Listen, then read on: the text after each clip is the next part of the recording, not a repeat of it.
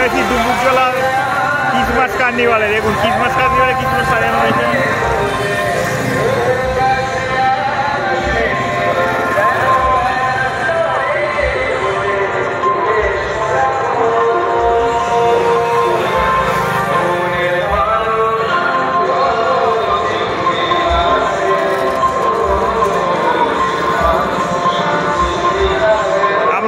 আমাদের হাওড়া জেলার ডুমুরজলায় Christmas carnival হয়েছে, একটু পাখিদের ছোঁয়া। আপনারা যদি আসতে যান তো হাওড়া স্টেশন থেকে 72 নম্বর বাসে ক্রিসমাস কার্নিভালে চলে আসবেন। যা চ্যানেলটি নতুন হয়ে থাকেন তো চ্যানেল লাইক ও সাবস্ক্রাইব করবেন অবশ্যই।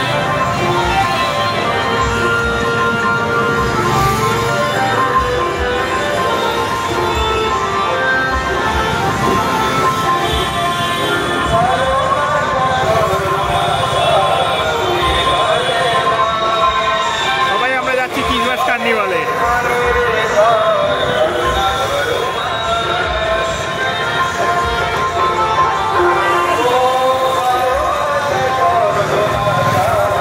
আমাদের হাওড়াটাই একটু পাখিদের ছোঁয়া। লোকের পাখির যায় কিন্তু আমাদের হাওড়া